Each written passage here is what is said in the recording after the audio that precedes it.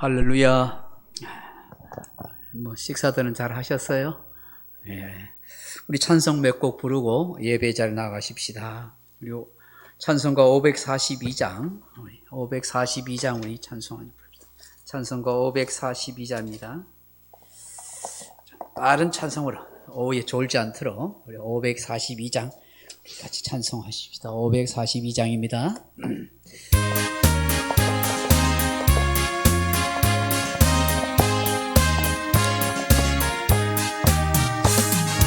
구주 예수 의지하니 심히 기쁜 일일세. 영생 허락받았으니 의심 아주 많도다. 예수 믿는 것은 받은 증거 많도다. 예수 귀한 예수 믿음 더욱 주소서. 구주 예수 의지하니 심히 기쁜 일일세. 주를 믿는 나의 마음 그의 피에 적시네. 예수 믿는 것은 받은 증거 많도다.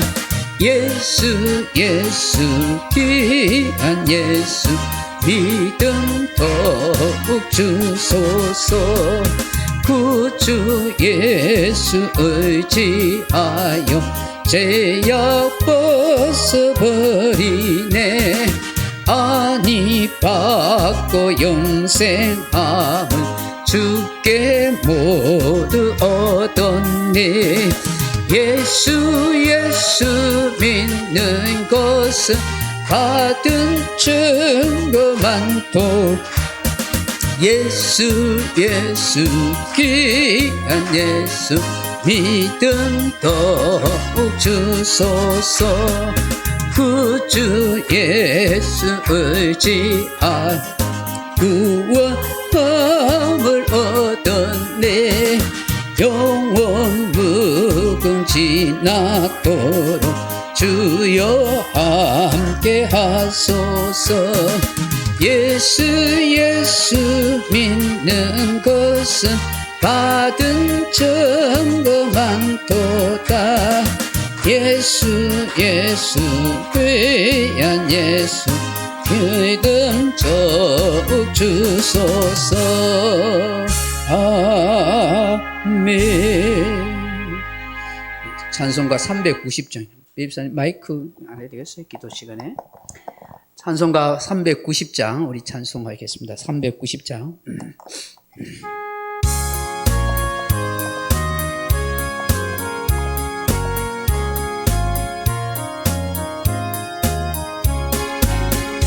예수가 거느리시니 즐겁고 평안하구나.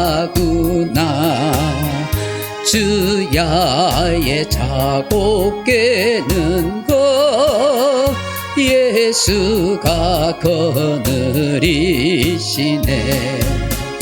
주 날 항상 돌보시고 날 친히 거느리시네. 주 날 항상 돌보시고 날 친히 거느리시네. 때때로 괴로움 당하며 때때로 기쁨 누리네. 풍파 중에 지키시고 평안히 인도하시네. 주 날 항상 돌보시고 날 친히 거느리시네. 주 날 항상 돌보시고 날 친히 거느리시네.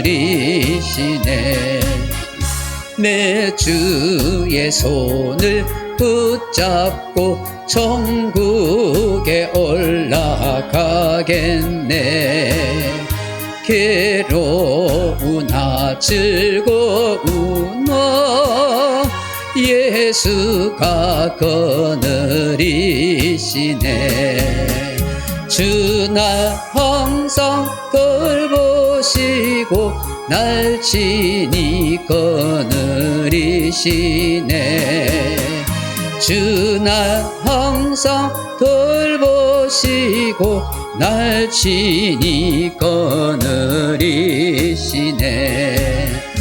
이 세상 이별할 때에 마귀의 권세 이기네.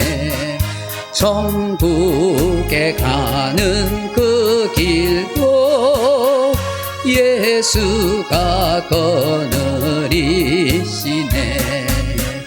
주 날 항상 돌보시고 날 친히 거느리시네. 주 날 항상 돌보시고 날 친히 거느리시네.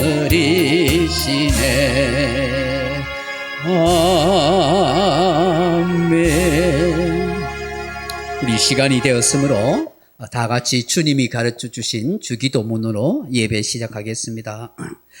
하늘에 계신 우리 아버지여, 이름이 거룩히 여김을 받으시오며 나라에 임하옵시며 뜻이 하늘에서 이룬 것 같이 땅에서도 이루어지이다.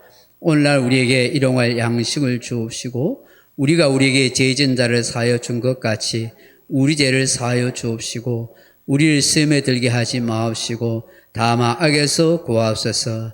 대개 나라와 권세와 영광이 아버지께 영원히 있사옵나이다. 아멘.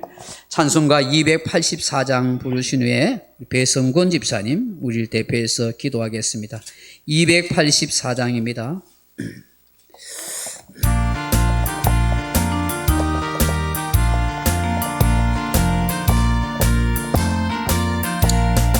오랫동안 모든 죄 가운데 빠져 더럽기가 한량 없던 우리를 아무 공로 없이 구원함을 얻어 하나님의 자녀 지금 되었네. 주의 그 사랑 한량없도다. 찬송할지어다 예수의 공로. 주의 그 사랑 한량없도다. 찬송할지어다 예수의 공로. 주의 보혈로서 정결하게 씻겨 죄악에서 떠난 몸이 되었고 세상 근심 구름 간 것 없어지니 하나님의 빛이 영화롭도다. 주의 그 사랑 한량없도다. 찬송할지어다 예수의 공로. 주의 그 사랑 한량없도다. 찬송할지어다 예수의 공로. 죄의 깊은 잠 같은 세상의 꿈을 어서 깨어나라 나의 친구여. 은혜 받을 날과 구원 얻을 때가 지금 온 세상에 선포되었네. 주의 그 사랑 한량없도다. 찬송할지어다 예수의 공로. 주의 그 사랑 한량없도다. 찬송할지어다 예수의 공로. 아멘.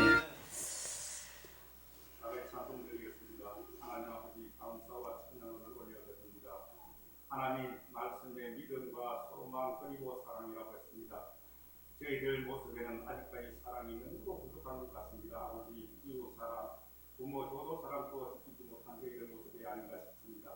하나님 아버지, 저희들에게도 한량없는 은혜를 많이 주셨지만 감당하지 못하여 가꾸리 밑에서 못 받는 건지 저희들 믿음이 약해서 못 받는 건지 너무도 마음 아플 때가 많습니다. 아버지, 벌써 5월을 넘기고 6월을 시작합니다. 농부들도 좋은 열매를 맺기 위해서 또 들판에 푸른 씨를 뿌리고 좋은 열매를 또 갖기 위해서 뭔가 주가 애를 쓰는 모습을 보고 있습니다. 아버지 저희들에게도 좋은 열매를 맺기 위해서는 주님의 말씀과 뜻으로서 순종하는 저희들 모습이 되게 하여 주시옵소서. 아버지 어린애 신앙 같은 신앙이 아니라 지금은 장성의 시간으로서 모든 것을 다 이길 수 있는 저희들 믿음이 되게 하시고 또 우리 공동체 소중한 교회에서 아낌없이 사랑을 받는 저희들에게도 사랑을 베풀 수 있는 저희들 모습이 되게 하여 주시옵소서. 아버지 서로가 서로를 사랑하며 또 주님의 주시는 말씀으로 순종하는 저희들 좋은 올 남은 이 시간 2022년 남은 이 기간 동안 코로나 바이러스보다 더 걱정이 될 바이러스가 오고 있습니다. 아버지 저희들 모습이 우선이 없습니다. 아버지 좀 이걸 빼내주시고 빨리 하루속히 바이러스를 떠나게 하여 주시기를 원합니다. 아버지 오늘도 저희들 위해서 좋은 말씀 악인의 길에 서지도 않고 악인의 길에 서지도 않은 저희들 모습 되게 하시고 그 자리를 할 수 있는 저희들 성도의 모습이 되기를 원합니다. 아버지 감사합니다. 오늘도 주님 주시는 말씀 우리 목사님에게도 은혜를 베풀어 주시고 한량없는 저희들에게도 좋은 말씀을 간직할 수 있도록 도와주시기를 원합니다. 감사합니다. 예수님의 이름으로 기도드립니다. 아멘.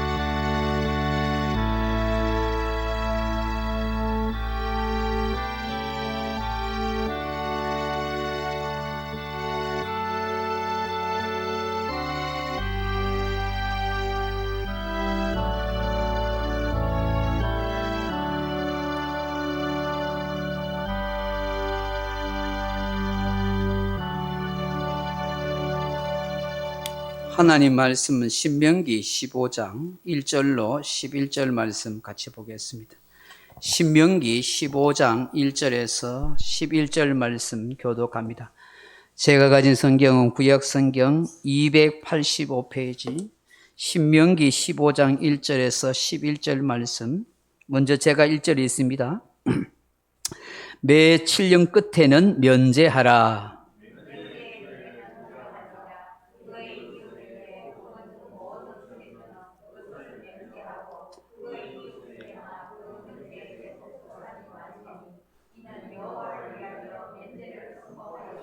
이방인에게는 내가 독촉하려니와 내 형제에게 구워준 것은 내 손에서 면제하라.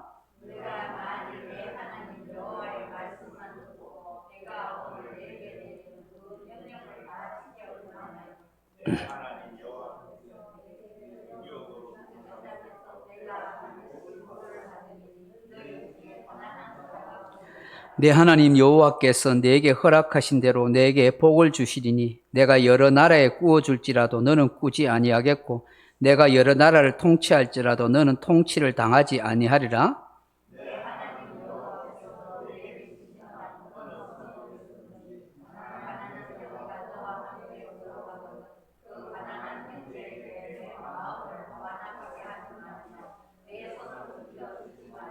반드시 내 손을 그에게 펴서 그에게 필요한 대로 쓸 것을 넉넉히 구워주라.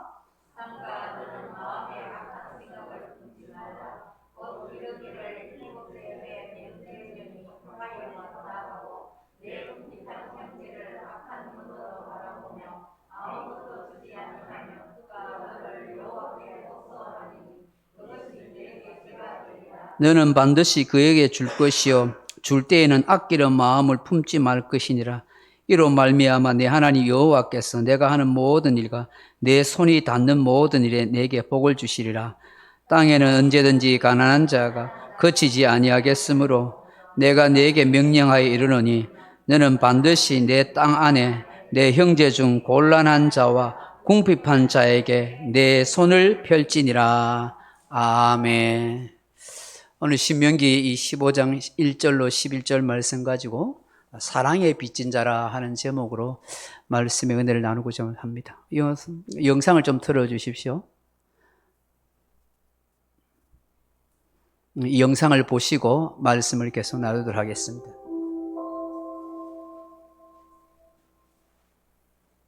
제7과 채무와 빚에 대한 성도의 자세. 한 성도가 상담을 위해 목사님을 찾았습니다. 그는 몇 년 전 상황이 급해서 돈을 빌려야 했는데 아무리 생각해도 주위에는 마땅히 떠오르는 사람이 없었고 단지 몇몇 성대 이름만 떠올랐다고 합니다. 그런데 성도끼리는 돈 거래를 하지 말라는 이야기를 들은 적이 있어서 누구에게도 말하지 못하고 고민하다가 결국에는 비싼 이자로 돈을 빌렸습니다. 하지만 이를 제때 갚지 못해 지금까지 어려움을 겪고 있다고 합니다. 이처럼 우리는 때때로 돈을 빌려야 하거나 누군가로부터 돈을 빌려달라는 요청을 받을 때가 있습니다. 이때 빌려줄 것인지, 어떻게 빌릴 것인지, 이자는 어떻게 해야 하는지, 성도끼리 돈 거래를 해야 하는지 등에 대한 신앙적인 기준이 필요합니다. 오늘 이 이야기를 하려고 합니다. 현대 자본주의 사회에서는 개인이나 금융권으로부터 돈을 빌리고 이자와 원금을 갚는 것을 당연한 것으로 말합니다. 그러나 금융권이 아닌 사채나 아는 사람들과의 관계에서 돈 거래가 될 때는 여러 가지 생각해야 할 것들이 있습니다. 물론 정해진 이자를 적용하는 것이 일반적이지만 친분으로 빌린 경우 관계로 인한 다른 조건이 적용되기 때문에 돈을 빌리거나 빌려주거나를 결정하는 것도 이자의 적용도 서로 간에 고민이 나타난다는 것입니다. 그러면 성경에서는 누군가에게 돈을 빌려주고 이자를 받는 것에 대해 어떻게 말씀하고 있을까요? 특히 가난한 사람에게는 이를 어떻게 적용할까요?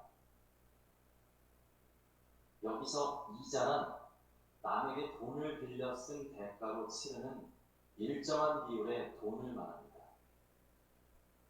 성경에서도 마찬가지로 돈을 꾸어주고 이자를 받는 자체를 금하지 않습니다.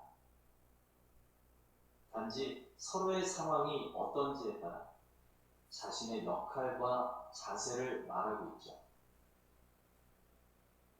이를테면 가난한 사람에게 돈을 줄 때는 구제 차원에서 이자를 받지 않아야 합니다. 칼빈은 이를 두고 부자의 경제적 사명은 가난한 이들이 더는 가난해지지 않도록 자신의 돈을 나눠줄 책임이 있고 반면에 가난한 사람은 부자가 돈의 노예가 되지 않도록 부자의 이웃이 되어야 한다고 설명합니다. 그러나 장사를 위해 남의 자본을 빌려서 사업해 이윤을 남긴다면 이에 대한 이자를 주고받는 것은 정당하다는 것입니다. 그렇다면 오늘날 성도들은 돈을 빌리는 것에 대해서 어떤 자세가 필요할까요? 첫째, 여유를 가진 사람은 나눔과 투자에 대한 분명한 입장을 가져야 합니다. 여기서 말하는 여유는 돈의 많고 적고의 개념이 아닌 삶에서 표현되는 마음의 상태를 의미합니다. 그래서 여유를 가진 성도는 먼저 그 여유를 가난한 사람을 위해 구제하고 이웃을 돕는다는 면에서 대가 없이 그냥 주는 것입니다. 반면 돈을 빌리고자 하는 사람에게는 원금 회수와 정당한 이자를 조건으로 투자할 수 있다는 것입니다. 이는 사업을 위해 필요한 자본을 빌려주고 상호 유익을 도모하는 것은 좋은 일이며 이런 자본 대부에 따른 이자는 자연스럽고 정당하다는 것입니다. 그러므로 나눔인지 투자인지를 분명히 해야 한다는 것입니다. 둘째, 돈을 빌리는 사람은 자신의 회복 계획을 가지고 정당한 투자를 요청해야 합니다. 돈을 빌리는 사람은 상대방에게 자신이 이것을 통해 회복할 수 있다는 신뢰를 주고 이에 필요한 투자를 받아야 합니다. 회복 계획은 단지 돈을 빌리기 위한 조건이라기보다는 실제 자신이 경제적으로 회복하고 이후 계속해서 성장하도록 잘 준비된 것이어야 합니다. 만약 이 계획이 순간의 위기를 모면하기 위한 수단이 될 때 대부분 돈을 갚지 못해 신뢰가 깨지고 문제가 발생하는 것입니다. 그러므로 돈을 빌리기 전에 하나님의 도우심을 구하며 이를 위해 땀 흘리는 준비와 노력이 필요한 것입니다. 여러분, 성도로서 돈에 대해 부끄러움이 없이 삽시다. 우리에게 맡겨진 돈과 장려, 하나님께서 주셨으니 하나님의 뜻대로 사용합시다. 하나님은 결코 재물과 겸하여 섬기지 못합니다.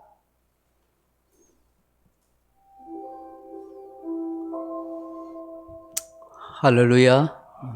이 시간에는 우리가 신앙 교육하는 시간으로 좀 영상도 보고 함께 말씀을 나누게 됩니다. 우리 사랑의 빚진 자라는 제목으로 말씀의 은혜를 함께 나눕니다. 사랑하는 성도 여러분, 우리가 인생을 살다가 보면은 예기치 못한 사건이나 환경을 만나게 됩니다. 갑자기 가장의 죽음으로 인해서 가난해지거나 궁핍한 처지에 이를 때도 있습니다. 때로는 급하게 남에게 돈을 빌려야 할 그런 처지가 될 때도 있습니다. 그럴 때면 참 난감합니다. 요즘처럼 은행의 문턱이 높고 또 은행 같은 대부 업체가 없던 시절에는 더더욱 힘든 상황이 펼쳐지는 것입니다. 그렇기 때문에 결국 사채를 빌렸다가 그 돈을 못 갚아서 큰 낭패를 당하거나 자식을 팔아야 할 그런 처지에 놓이기도 합니다. 열왕기하 4장에 보시면 선지 생도 중에 아내가 엘리사 선지자를 찾아와서 하소연합니다.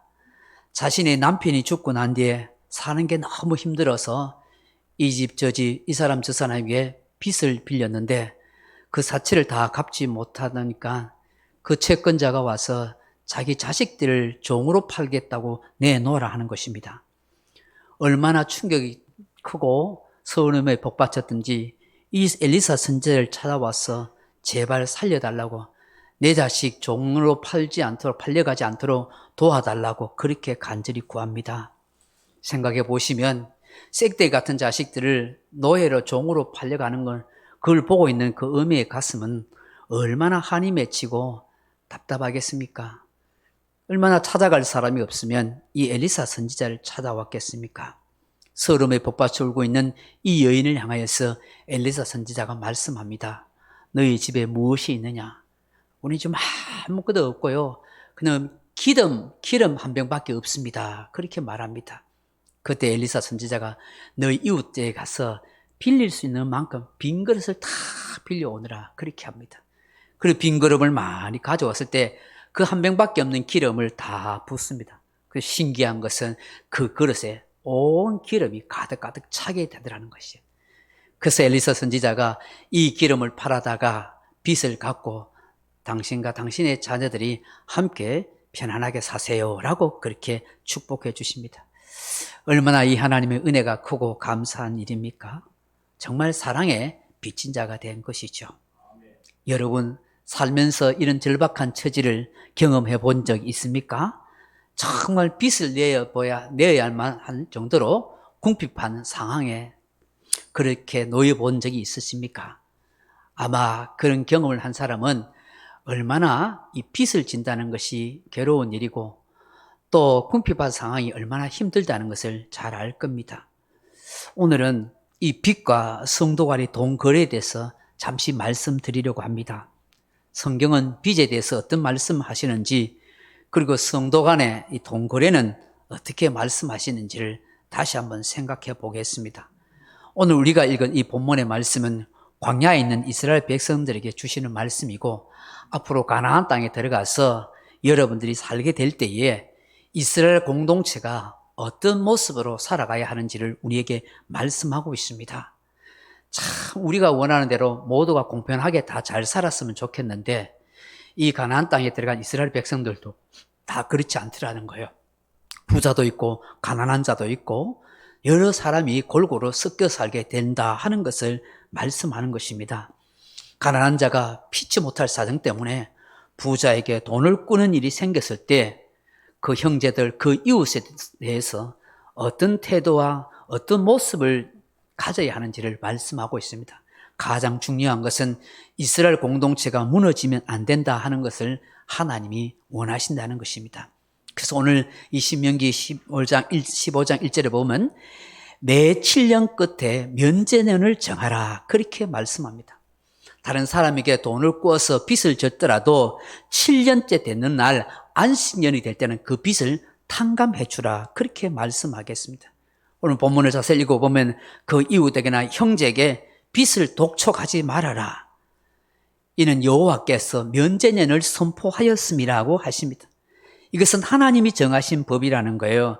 면제하는 주체가 하나님이시라는 것입니다. 이스라엘의 가난한 사람이 자기의 부유한 이웃에게 빌린 모든 채무를 여호와 하나님께서 면제하신다라고 그렇게 말씀한 거예요. 그 면제의 권리가 하나님께 있다는 거예요. 왜 그럴까요? 부자가 가진 모든 재물과 재산은 하나님께서 거저 주신 거기 때문이라는 거예요. 이스라엘 사람들이 가진 모든 재산은 사실상 여호와 하나님의 것이기 때문에 가난한 이웃이나 형제가 어려움 당하고 빚을 졌을 때에 7년 때 다 면제해서 더 이상 가난한 사람들이 이스라엘 공동체에 생기지 않고 골고루 다 잘 살 수 있도록 다시 삶을 회복할 수 있도록 하나님이 기회를 주신다는 거예요. 그래서 여러분 성경 속에 보면 가난한 이웃이나 나그네의 형제들이 어느 포도밭이나 어느 무화과밭에 갔을 때 거기에 배고프지 않도록 다 따먹으라고 하십니다. 가져가지는 못할지라도 그 굶주림을 극복할 수 있도록 먹도록 그렇게 허락해 주셨어요. 이것이 하나님께서 이스라엘 백성들을 향한 하나님의 마음인 거예요. 최소한의 사회보장 제도를 만들어 놓은 거예요. 심지어 성경에 보면 어떤 빚을 질 때 담보물을 잡더라도 그 담보물을 오래 갖고 있지 못하도록 그렇게 말씀하기도 해요. 그리고 심지어 담보물을 가지려고 함부로 그 집에 들어가지 말라고 그렇게 말씀합니다. 빚진사의 인격과 자존심을 상하게 하지 말라는 거예요. 참 우리 하나님의 배려하신 마음이죠. 심지어 겉옷, 이 겉옷은 이스라엘 사람들이 잘 때 이불로 덮기도 하고 추위와 더위를 가리는 옷을 입어요. 그 겉옷을 담보물로 잡았으면 반드시 밤에는 돌려주라고 하십니다. 그 밤에 그 겉옷이 없어서 추위에 떨면서 하나님께 하소연하는 일을 하지 않도록 하기 위함이라는 거야. 이처럼 하나님은 가난한 자, 없는 자, 궁핍한 자를 정말 불쌍히 여기시고 긍휼히 여기시고 배려하시는 마음을 가지고 있었다 하는 것입니다. 그 대신에 이방인들에게는 돈을 구워주더라도 이자 받아도 상관없다. 그러나 이스라엘 백성 공동체, 너의 형제들, 너의 이웃에게는 그렇게 하지 말라. 특별히 빚에 대해서는 결코 독촉하지 말라고 하십니다. 오늘 본문에 보시면 완악한 마음으로 그렇게 하지 말라 그렇게 하십니다. 여러분 7절 한번 말씀 보세요. 내 하나님 여호와께서 내게 주신 땅 어느 성읍에서든지 가난한 형제가 너와 함께 거주하거든 그 가난한 형제에게 내 마음을 완악하게 하지 말고 내 손을 움켜쥐지 말고 했습니다. 여기 완악하다는 말이 히브리어로 아마츠라는 말인데 강하다, 단단하다, 딱딱하다 하는 뜻입니다. 이 말은 뭐냐면 사랑이나 정이 전혀 통하지 않는 돌처럼 딱딱하게 굳어진 마음, 그런 마음의 상태를 가지지 말라는 거예요. 필요한 대로 넉넉하게 구워주라고 말씀하십니다. 움켜쥐고 결코 남에게 손을 펴지 못하는 이런 인색한 인생이 되지 말라고 주님은 말씀합니다. 다른 사심이나 욕심으로 돈을 구워주려고 그렇게 하지도 말라는 것입니다. 성경에서 왜 이 면제년을 만들었을까요? 빚을 진 사람은요, 또다시 빚을 질 확률이 많고요, 빚은 대물림 돼가지고 자다손손 그 사람, 그 가문은 가난해질 수가 있는 거예요. 그럼 오늘 본문에 보시면 하나님은 이스라엘 공동체에 가난한 사람이 없기를 원한다. 다 골고루 공평하게 살기를 원하시는 하나님의 마음이 바로 이런 법과 제도를 만드는 거예요. 최소한의 안정장치인 것이죠. 이러한 면제년 제도가 이스라엘 공동체 안에서 제대로 이루어졌을까요? 정확하게 얼마나 시행되었는지, 구체적으로 어떻게 되었는지 우리는 잘 모릅니다. 7년의 안식년이 지나면 정말 빚을 몽땅 탕감해 주었는지 아니면 채무사항을 연장해 주었는지 모릅니다. 그냥 분명한 것은 하나님께서 부자나 가난한 자를 다 배려하는 사랑의 정신을 일깨워주고 있다 하는 것을 말씀하는 거야. 서로 돕는 정신이 이스라엘 공동체요 하나님 나라의 백성이고 하나님의 나라의 꿈이라고 그렇게 말씀하는 거예요. 근데 여러분 성경 속에 보시면 참 신기한 것은 정말 이스라엘 공동체가 신앙이 있고 하나님을 경외하는 그런 믿음이 굳세졌을 때는 이런 아름다운 삶을 실천하더라는 거예요. 빚을 진 사람에게 빚을 탕감해주고 그들을 도와주고 그렇게 했어요. 그런데 이스라엘 공동체가 신앙이 타락할 때는 도덕적인 삶도 타락하고 하나님의 법, 하나님의 규례와 하나님의 법도를 제대로 지키지 않고 이스라엘 자기 공동체 백성들에게 피눈물 나게 하는 그런 일이 많이 일어나더라는 거예요. 그래서 선지자들이 이스라엘 백성들 향하여 그렇게 외쳤던 거예요. 도덕적으로 타락하고 부패해가는 그 이스라엘 백성들에게 너희들이 신앙이 타락하니 너희들의 삶도 부패해졌다고 그렇게 말씀했었던 것이죠. 하나님께서 이스라엘 나라에게 정말로 잘 살 수 있는 복을 누릴 수 있는 이런 복의 원리를 가르쳐 주고 있는데 이 복의 원리대로 가르침 받지 못하고 살지 못하니까 이스라엘 백성 공동체가 함께 망하더라는 거예요. 함께 잘 살아야 되는데 함께 망하더라는 거예요. 이건 이게 성경 역사 속에 일어나는 일이잖아요. 생각해 보세요. 부자가 돼서 가난한 자에게 막 빚을 탕감해주지 않고 독촉하고 그 사람의 담보물을 다 빼앗고 피눈물 나게 하면 다 잘 살겠어요? 그 부자만 잘 살아요? 아니더라고요. 이스라엘 나라가 자체가 망해가지고 결국 그 부자도 그 가난한 사람도 전부 다 죽임을 당하거나 포로로 잡혀가는 신세가 되더라는 거예요. 하나님이 이걸 아는 거예요. 성경은요, 나 하나쯤이야 아니야. 내 한 사람이 중요하다는 걸 말씀해요. 나 한 사람이 하나님의 말씀대로 순종하면 공동체가 사는 거예요. 나 하나쯤 내 마음대로 불순종하면 그렇게 생각하면 공동 전체가 망하는 거예요. 하나님께서는 이게 복을 원리를 통해서 이 면제년 제도를 주신 거예요. 그래서 정말 하나님의 백성들은 아름다운 삶을 살아가라는 거예요. 그 열왕기야 이 4장의 이 선지생도의 아픔을 보세요. 나라가 비참해지는 거예요, 사실은. 이 엘리사 선지자 때 얼마나 이스라엘 나라가 타락한지 몰라요. 빚을 탕감해줘야 되는데 그 자식을 종으로 노예로 데려가니까 이 의미가 한을 품고 엘리사 선지자에게 그렇게 하소연하는 거예요. 그 하나님이 다 듣지 않겠어요? 그러니 북쪽 이스라엘 나라가 어떻게 아수르 나라에 망하지 않겠습니까? 사회의 제도도 문제지만 결국 인간의 타락한 마음이 이런 비극을 빚어낸다는 것입니다. 사랑하는 성도 여러분, 그렇다면 오늘날 우리 교회 공동체는 어떻게 해야 돼요? 성도들 간에는 돈 거래 어떻게 해야 되나요? 어떻게 해야 돼요? 제가 여러분에게 말씀합니다. 첫째로는 돈을 빌려주고 이자를 받는 행위를 하지 마십시오. 급하게 돈을 꾸거나 빌려야 할 때가 있습니다. 내가 넉넉하게 돈을 빌려줄 수 있는 것이 아니라면 신중하게 생각하십시오. 내게 시험이 되거나 무리가 되는 돈은 함부로 빌려주려 하지 마십시오. 그것은 돈도 잃게 되고 사람도 잃을 수가 있는 것입니다. 형제 간에는 이자를 받으려 하지 마십시오. 이게 성경적인 원리입니다. 없는 셈 치고 굳이 하거나 도와주는 것이면 모르겠지만 반드시 받겠다고 생각하면서 돈 거래를 하지 않도록 하십시오. 피치 못하게 돈을 빌리게 된다 하면 좋은 게 좋다라고 하지 마시고 반드시 차용증이나 법적인 안전장치를 하십시오. 저는 구제가 아니라면 교회 안에서는 사인 간의 돈 거래는 절대로 반대하는 사람입니다. 왜냐하면 대부분 그 돈 거래가 사단이 틈을 타서 그 교인과의 관계가 깨지고 교회에서 분란이 일어나는 일이 많기 때문입니다. 정말 어렵다면 기도해보고 차라리 구제하는 차원에서 내 형편대로 해 주십시오. 두 번째로, 돈을 빌리는 사람도 할 수만 있으면 성도에게 돈을 빌리려 하지 마십시오. 그것이 하나님의 교회 공동체에 해악을 끼칠 수 있는 요인이 된다는 것을 기억하십시오.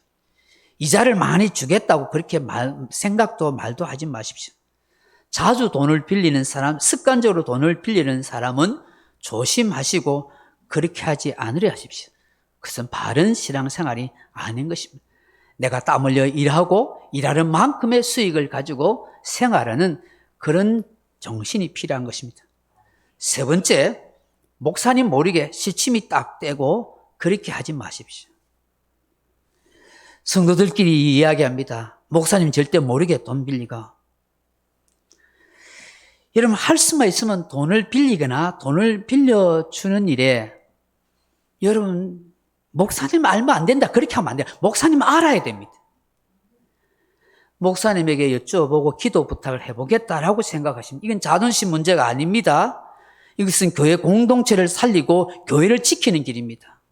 목사가 해결사가 될 수 있는 건 아닙니다. 그러나 기도해보고 그리고 이것이 교회 유익이 되는지를 충분히 생각해 보는 거예요. 그런 정도의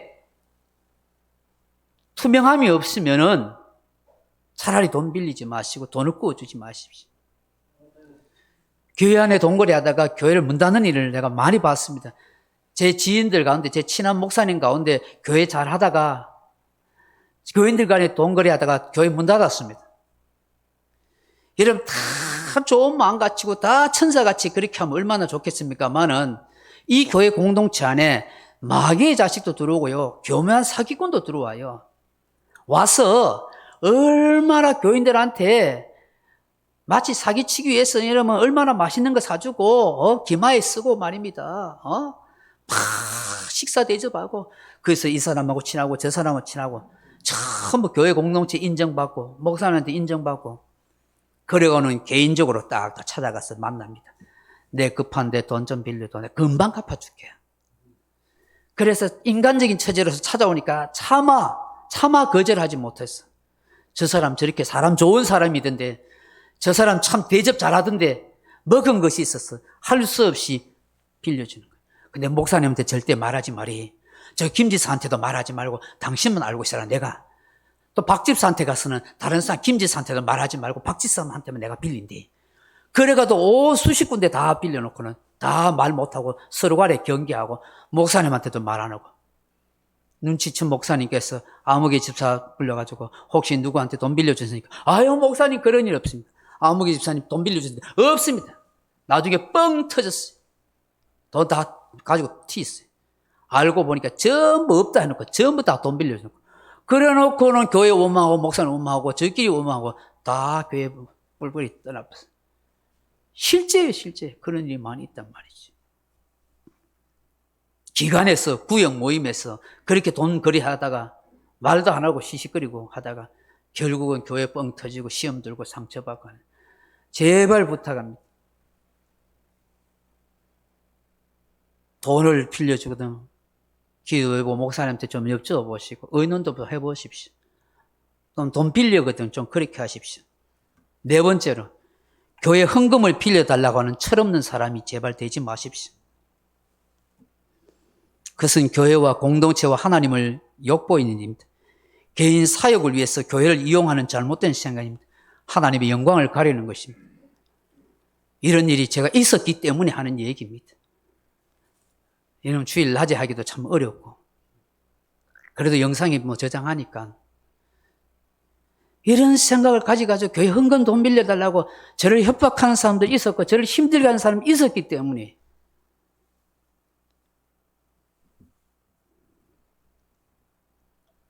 그렇게 하면 안 됩니다. 어리석은 것입니다. 다섯 번째는 돈을 빌렸으면 갚으려 하십시오. 제일 우선 갚으려고 하십시오. 빚을 갚기 위해서 저축을 하십시오. 자기 쓸 것 다 쓰고 필요에 따라 교회를 이용하려 하지 마십시오.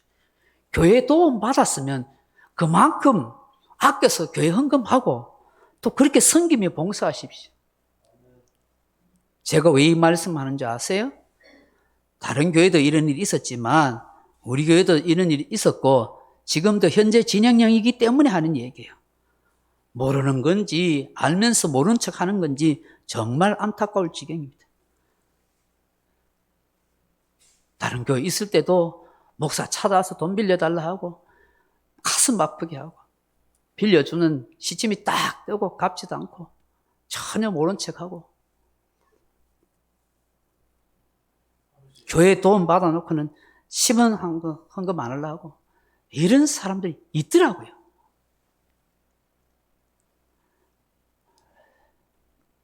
사랑하는 성도 여러분, 그리스도인들이 이웃을 섬기고 봉사하는 정신은 당연합니다. 그렇지만 그것도 우리가 할 수 있는 역량 안에서 행하는 것입니다. 우리 그리스도인들은 사랑의 빛 외에는 다른 아무 빛도 지지 않으려 해야 합니다. 여기에 사랑의 빛은 돈이나 재물의 빛보다는 함께 섬겨주고 따뜻하게 격려하고 위로하는 그 말과 행동을 말하는 것입니다. 우리는 예수 그리스도의 십자가의 사랑의 빛을 진 자입니다. 1만 달란트의 빚진 자가 모든 빚을 탕감받고 용서받았음에도 불구하고 자기에게 100데나리오 빚진 자를 용서하지 못했던 그런 어리석은 사람처럼 우리는 살지 않아야 합니다. 그 누구라도 우리는 용서의 빚을 갚아야 할 사람들입니다. 사랑의 빚을 갚아야 하는 사람입니다. 여러분이 지금까지 살아오는 모든 삶이 하나님의 은혜고 예수님의 십자가의 사랑의 빚이라는 사실을 우리는 늘 기억해야 하는 것입니다. 여러분이 지금 살고 있는 삶에 대해서 결코 불평이나 원망하지 않아야 합니다. 모든 것이 다 하나님의 사랑의 빛으로 살기 때문에 우리는 감사하고 또 감사할 따름인 것입니다. 로마서 13장 8절에 피차 사랑의 빛 외에는 아무에게도 아무 빛도 지지 말라. 남을 사랑하는 자가 율법을 다 이루었느니라 하셨습니다. 오늘 말씀처럼 정말 힘들고 있는 사람은 구제하십시오. 섬겨주십시오. 그리고 조건 없이 그렇게 베푸십시오. 그것이 율법의 정신이요, 성경의 정신이요, 하나님의 사랑의 정신입니다. 이런 삶을 살아가는 저와 여러분 되길 주님의 이름으로 축복합니다. 기도하겠습니다. 아버지 하나님, 우리의 인생이 어떻게 살아야 할지를 다시 한번 생각하게 해 주옵소서. 살다 보면 예기치 못하는 돈으로, 물질로 어려움 당하기도 합니다. 정말 어려움 당한 사람을 우리가 완악한 마음으로 그렇게 손을 움켜쥐지 않게 해주시고 베풀고 꾸어주고 내 행편대로 나눌 수 있도록 도와주옵소서. 오늘 이 성경의 원리대로 우리가 살아갈 수 있도록 하나님 역사해 주옵소서. 성도들 간의 아버지 하나님, 동거를 떠나서 시험 들거나 상처받는 일 없게 해주시고 성실하게 땀 흘려서 살아가게 도와주옵소서. 교우들 가운데 가끔 사채를 써서 목사를 근심시키고 괴롭게 하는 그런 교우도 있었습니다. 아버지, 그런 사람들 제발 생기지 않게 해주시고 땀 흘려 자기 삶을 성실하게 주어진 대로 살아가게 도와주옵소서. 서로에게 빚을 지지 않게 해주시고 정말 그리스도의 사랑의 빛만을 나누면서 살 수 있는 우리 모두가 되게 해 주옵소서. 예수님 이름으로 기도합나이다. 아멘. 292장 찬송하겠습니다.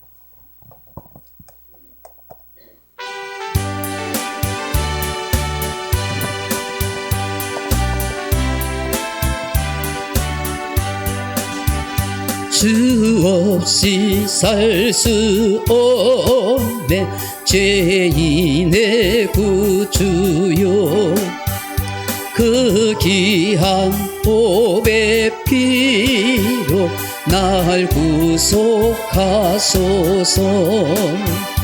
구주의 사랑으로 흘리신 보혈이 내 소망 나의 외로 내 영광 됩니다. 주 없이 살 수 없네 나 혼자 못 서리. 힘없고 부족한 지혜도 없도다.